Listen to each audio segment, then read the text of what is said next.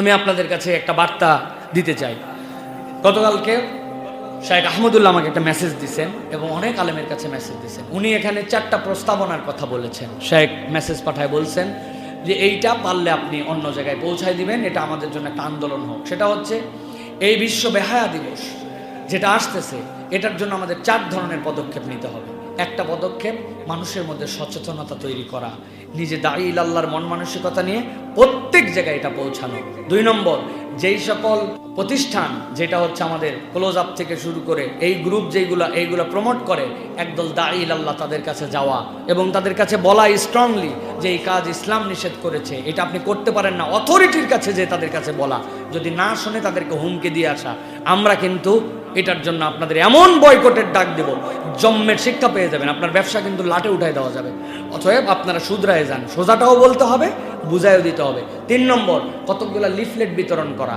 আমরা ভিডিও পোস্টের নিচে লিঙ্ক দেওয়া থাকবে, যে কেউ ওইখান থেকে ওটা ক্লিক করে আপনি 10টা প্রিন্ট দেন দোকান থেকে, দিয়ে 10 জন মানুষের কাছে পৌঁছায় দেন যে না ভাই এটা করতে পারো না। 4 নম্বর, আমরা শুধু এখান থেকে ওয়াজ করলাম, এই ওয়াজ তো সকলের কাছে পৌঁছায় না। বা সব যদি আমাদের ওয়াজ শুনতো তাহলে তো দুনিয়া পরিবর্তন হয়ে যেত। প্রিয় ভাইরা, এই ওয়াজই তো তারপর পর্যন্ত যায় না, ও তো আমাদের ভিডিও দেখলে স্কিপ করে চলে যায়।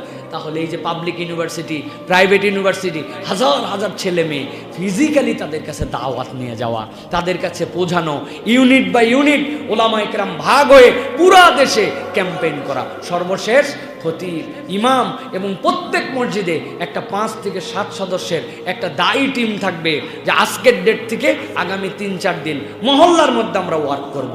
আমরা পারি না? আমার শুক্রবার, আমার মুয়াজ্জিন, আমার ইমাম সাহেব, আমার 2 জন আরো দায়িত্বশীল, যে আপনার যে ফ্ল্যাটে থাকেন প্রত্যেক ফ্ল্যাটে গেছে, ভাই এই বেহায়া দিবসে আপনার পরিবার থেকে যেন এরকম কোনো জায়গায় বের না হয়, এটা যেন অ্যাভয়েড করা হয়, এটা কোনো ইসলামিক কালচার নয়। এই দাওয়াতগুলা তাদের কাছে ছড়ায় দেওয়া।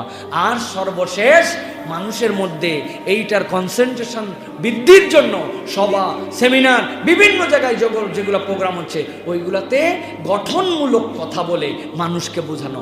মানুষকে খেপায় দিয়ে মানুষের চরিত্র হনন করে আগানো যায় না, বরং ভালোবাসা দিয়ে বুঝাইয়া এই মানুষদেরকে ফেরানো সম্ভব। এই কাজগুলি আমি আমার বার্তাটা প্রকাশ করলাম, আপনারা আপনাদের জায়গা থেকে এটাকে স্প্রেড আউট করার জন্য চেষ্টা করেন। আল্লাহ আমাদেরকে এই পদক্ষেপ নিয়ে এই অপসংস্কৃতি থেকে আমাদেরকে যেন হেফাজত করেন, আল্লাহুম্মা আমিন।